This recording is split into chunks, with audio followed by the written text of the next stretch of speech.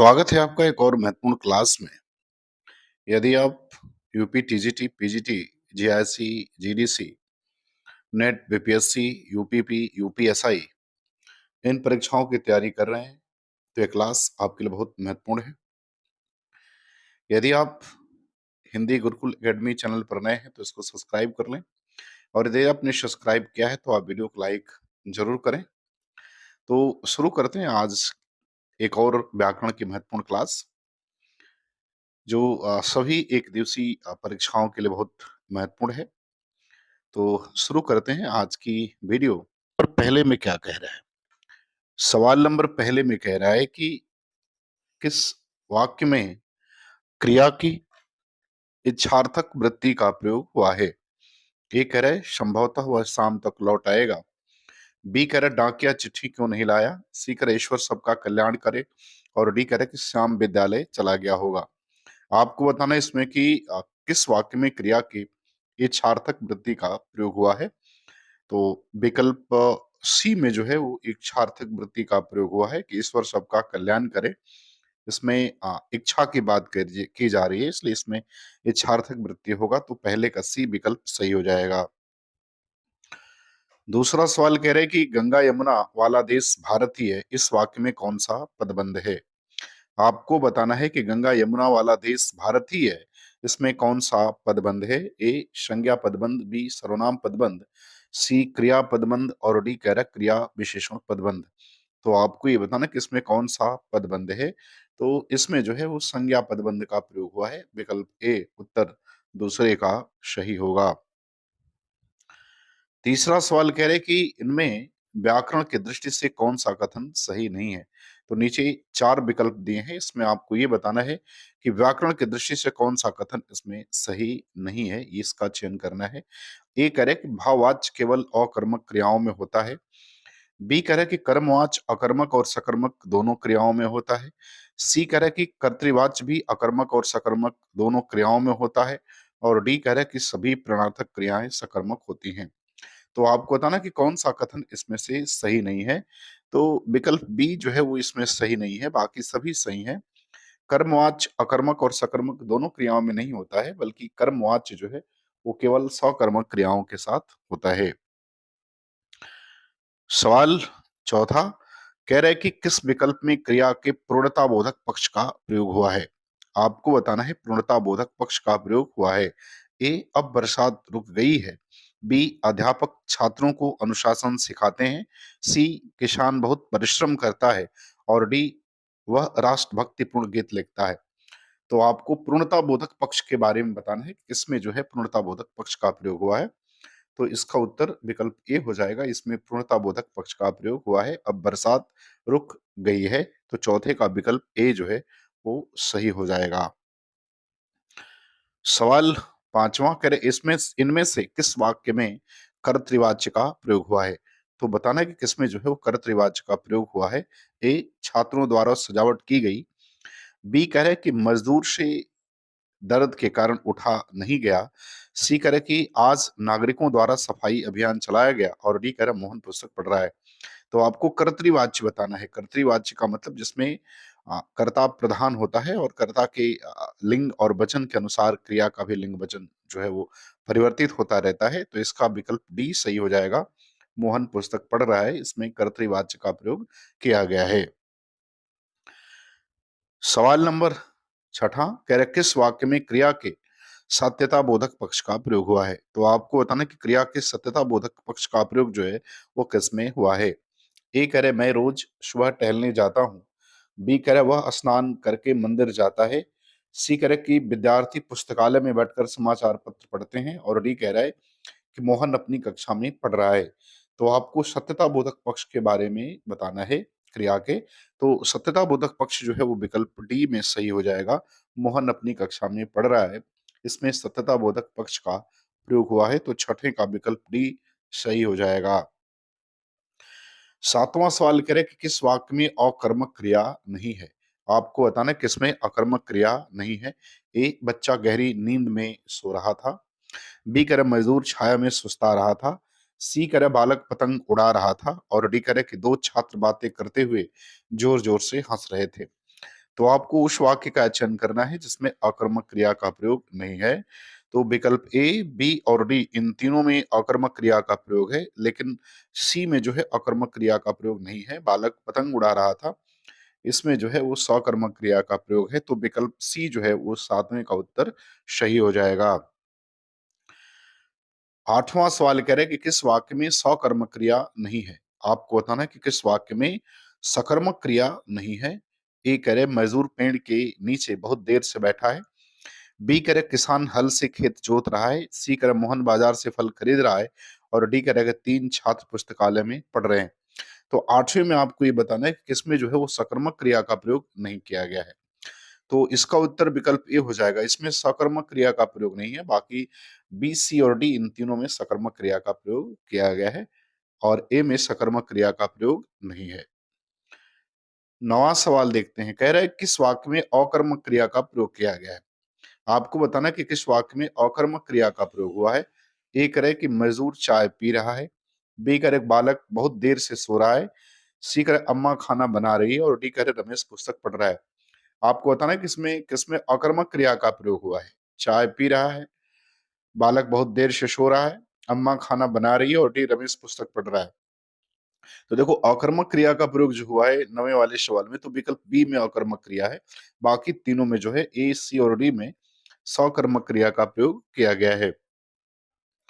सवाल नंबर 10। 10 में क्या कह रहे हैं? कह रहा है कि किस वाक्य में क्रिया की संभावनार्थ वृत्ति का प्रयोग हुआ है। तो आपको क्रिया की संभावनार्थ वृत्ति के बारे में बताना है। ए कह रहे लगता है इस बार अच्छी बरसात होगी। बी कह रहे कि अध्ययन करने वाला छात्र अच्छे अंक प्राप्त करता है। सी कह रहे कि बालक घर जा चुका है था। और डी कह रहे कि 2 और 2 मिलकर 4 होते हैं। तो आपको संभावनार्थ वृत्ति के बारे में बताना है, संभावना के बारे में बतानी है। तो विकल्प ए इसका उत्तर सही हो जाएगा। लगता है इस बार अच्छी बरसात होगी। सवाल 11। 11 में कह रहे हैं कि किस वाक्य में कर्मवाच्य नहीं है। आपको बताना है कि इनमें से वो वाक्य कौन सा है जिसमें कर्मवाच्य का प्रयोग नहीं हुआ है। ए कर उसने खाना नहीं खाया गया, उससे खाना नहीं खाया गया। बी कह रहा है कि छात्र द्वारा पुस्तक पढ़ी गई। सी कह रहे बालक खिलखिलाकर हंस रहा था। और डी कह रहे कि दोषी व्यक्ति द्वारा क्षमा याचना की गई। तो आपको बताना है किसमें कर्मवाच्य का प्रयोग जो है वो नहीं है 11 नंबर सवाल में। तो इसका उत्तर विकल्प सी हो जाएगा, क्योंकि ये इसमें अकर्मक क्रिया है और अकर्मक क्रिया का प्रयोग जो है वो कर्मवाच्य में नहीं किया जाता है। सवाल नंबर 12। कह रहे कि निम्नलिखित में से किस वाक्य में अकर्मक क्रिया है। तो आपको बताना है कि किसमें अकर्मक क्रिया है। ए करे गेहूं पिस रहा है। बी करे मैं बालक को जगवाता हूँ। सी करे मदन गोपाल को हंसा रहा है। और डी करे कि राम पत्र लिखता है।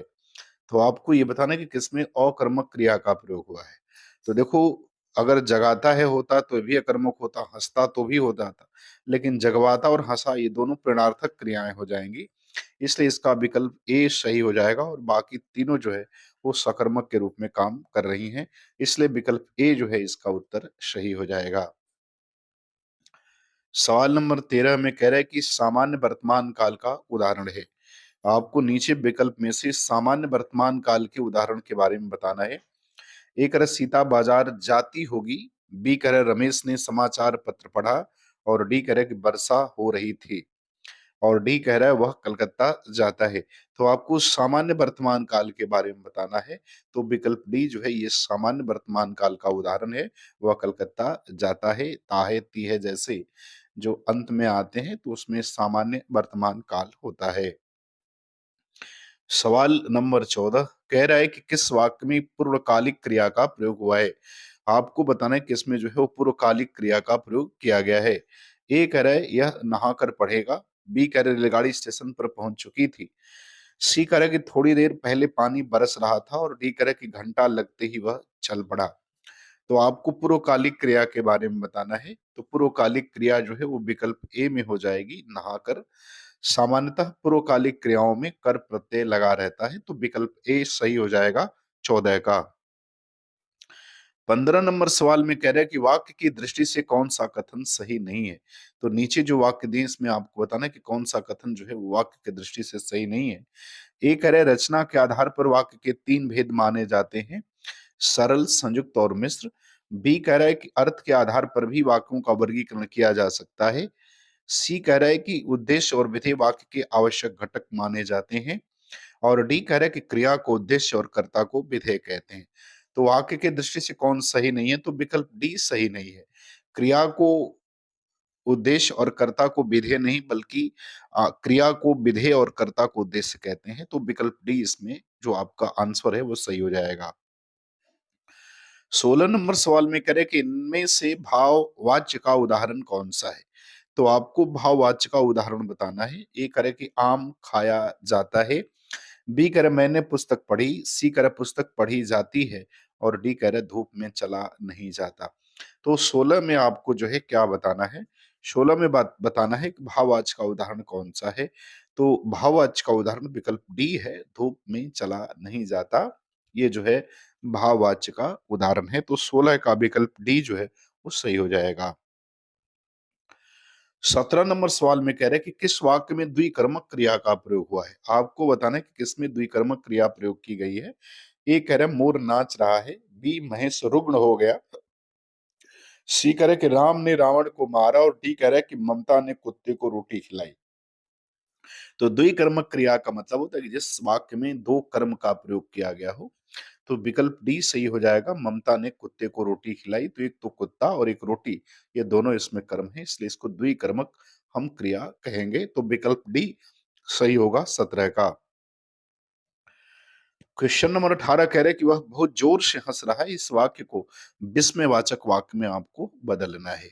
कह रहे हैं वह बहुत जोर से हंस रहा है, इसको विस्मयवाचक वाक्य में बदल देना है। ए करे अरे वह बहुत जोर से हंस रहा है, बी करे वह बहुत जोर से हंस क्यों हंस रहा है, सी करे कि वह बहुत जोर से नहीं हंस रहा है और डी करे अरे वह बहुत जोर से हंस रहा है।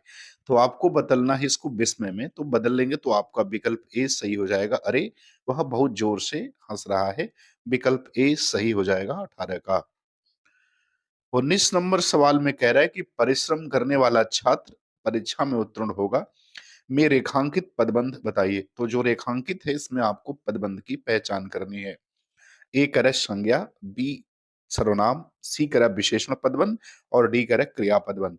तो परिश्रम करने वाला छात्र, तो ये संज्ञा पदबंध हो जाएगा। विकल्प ए 19 का उत्तर सही होगा। आते हैं सवाल नंबर 20। 20 में करेक्ट क्या मेरा भाई आपसे मिला, इस वाक्य में अर्थ के आधार पर कौन सा वाक्य भेद है आपको बताना है। तो आपको अर्थ के आधार पर ये किस तरह का वाक्य है इसके बारे में आपको बताना है। विधानवाचक वाक्य, संदेहवाचक वाक्य, प्रश्नवाचक वाक्य या आज्ञावाचक वाक्य। तो 20वें का उत्तर बताना है कि क्या मेरा भाई आपसे मिला। तो देखिए अर्थ के आधार पर वाक्य के कुल 8 प्रकार होते हैं। तो इसमें उत्तर आपका विकल्प सी सही हो जाएगा। यह प्रश्नवाचक वाक्य का उदाहरण है। सवाल नंबर 21 में कह रहा है कि नमिता धीरे धीरे चलते हुए वहां पहुंची, में रेखांकित पदबंध पहचानी। तो जो रेखांकित किया गया है धीरे धीरे चलते हुए, इसमें आपको पदबंध की पहचान करनी है। ए कह रहा है सर्वनाम पदबंध है, बी संज्ञा पदबंध, सी विशेषण पदबंध और डी कह रहा है क्रिया विशेषण पदबंध। तो 21 में आपको बताना है। तो धीरे धीरे चलते हुए, तो एक क्रिया विशेषण पदबंध हो जाएगा। विकल्प डी उत्तर इसका सही होगा। सवाल नंबर 22। 22 में कह रहा है कि मोहन घर से लौटकर कहने लगा कि उसका मन नहीं लग रहा है। इस वाक्य में रेखांकित पदबंध है। तो जो रेखांकित है उसमें आपको पदबंध की पहचान करनी है। घर से लौटकर, ए संज्ञा पदबंध, बी क्रिया पदबंध, सी क्रिया विशेषण पदबंध और डी समुच्चय बोधक पदबंध। तो 22 का उत्तर आपको बताना है कि 22 का उत्तर क्या होगा। तो इसमें भी आपका क्रिया विशेषण पदबंध हो जाएगा। विकल्प सी उत्तर आपका सही होगा। सवाल नंबर 23 में देखते हैं, कह रहे निम्नलिखित शब्दों में से स्त्रीलिंग शब्दों का चयन कीजिए। स्त्रीलिंग शब्द का चयन करना है, शब्दों नहीं होगा, ये स्त्रीलिंग शब्द का चयन करना है। ए अपराध, बी अध्याय, सी स्वदेश और डी स्थापना। तो 23 में आपको उत्तर बताना है कि कौन सा स्त्रीलिंग इसमें शब्द है। तो स्थापना स्त्रीलिंग है। विकल्प डी उत्तर सही हो जाएगा। 24 में कह रहा है कि वाक्य के अशुद्ध भाग का चयन कीजिए। तो वाक्य में एक विकल्प में अशुद्ध है, उसको चयन करना है। एक अध्यापक ने आज हमारे को नया पाठ पढ़ाया, कोई त्रुटि नहीं है। तो आपको बताना कि किस भाग में अशुद्धि है। तो विकल्प बी में अशुद्धि है। आज हमारे को नहीं होगा, इसमें अध्यापक ने आज हमें नया पाठ पढ़ाया, तो आज हमारे को नहीं होगा, विकल्प बी जो है वो अशुद्ध है। तो 24 का बी उत्तर सही हो जाएगा। 25 नंबर सवाल में कह रहा है कि शब्द जब वाक्य में प्रयुक्त होने की योग्यता प्राप्त करता है तो उसे कहा जाता है। आपको बताना है कि शब्द जब वाक्य में प्रयुक्त होने की योग्यता प्राप्त करता है तो उसे क्या कहते हैं। ए कह रहा है वाक्य, बी ध्वनि, सी पद और डी समास। तो देखो, जब शब्द वाक्य में प्रयुक्त होने की योग्यता प्राप्त करता है तो उसे पद कहते हैं। विकल्प सी जो उत्तर 25 का होगा वो सही होगा। 26 में करे घनिष्ठ की शुद्ध उत्तरावस्था है, तो आपको घनिष्ठ की उत्तरावस्था के बारे में बताना है। देखिए, विशेषण की कुल 3 अवस्थाएँ हैं, मूलावस्था, उत्तरावस्था और उत्तमावस्था। तो उत्तरावस्था बनानी बतानी है। ए कह रहा है घनिष्ठतर, बी घनिष्ठतम, सी घनिष्ठतर और डी घनिष्ठतम। तो 26 में आपको बताना है कि इसका उत्तर क्या होगा। तो घनिष्ठतर हो जाएगा, विकल्प सी इसका उत्तर सही होगा 26 का। सवाल नंबर 27 में कह रहा है कि हँसुए के ब्याह में खुरपी का गीत का अर्थ क्या है? आपको बताना है कि हँसुए के ब्याह में खुरपी का गीत, इसका अर्थ क्या होगा। ए शादी का गीत गाना, बी जश्न मनाना, सी असंगत बातें करना और डी निचले स्तर का कार्य करना। तो हँसुओं के ब्याह में खुरपी का गीत मतलब असंगत बातें करना। विकल्प सी उत्तर 27 का सही हो जाएगा। देखते हैं सवाल नंबर 28। सवाल नंबर 28 में कह रहा है कि अंगूठी का नग होने का अर्थ क्या है। आपको बताना कि अंगूठी का नग होना, इसका अर्थ क्या है। ए बहुत सुंदर, बी छिपा हुआ, सी बहुत प्रिय और डी अनुरूप जोड़ा होना। तो अंगूठी का नग का मतलब हो जाएगा अनुरूप जोड़ा होना। विकल्प डी उत्तर इसका सही हो जाएगा। 29 में कह रहा है कि अधोलिखित में एक पर्यायवाची शब्द नहीं है। तो अधोलिखित में जो पर्यायवाची शब्द का जोड़ा नहीं है उसे आपको बताना है। ए करप पुरंदर अमरपति, बी सरोवर पुष्कर, सी जलधि अम्बुद और डी फणी और उरग। तो इसका जो उत्तर होगा वो विकल्प सी हो जाएगा, क्योंकि जलधि का अर्थ क्या होता है, समुद्र, और अम्बुद का अर्थ बादल होता है, तो दोनों अलग हैं। तो विकल्प सी उत्तर इसका सही हो जाएगा। सवाल नंबर 30 देखते हैं। कह रहे मंदिर और मंदिरा शब्द युग्म का उपयुक्त अर्थ वाला युग्म कौन सा होगा। तो मंदिर और मंदिरा जो ये युग्म है, इसका अर्थ आपको बताना है। ए करे पूजा घर पुजारी, बी करे घर सवारी, सी करे गुफा बड़ा गुफा और डी करे देवालय अश्वशाला। तो मंदिर का मतलब देवालय और मंदिरा मतलब अश्वशाला। विकल्प डी इसका उत्तर सही हो जाएगा। तो मुझे उम्मीद है कि ये वीडियो आपको अच्छी लगेगी।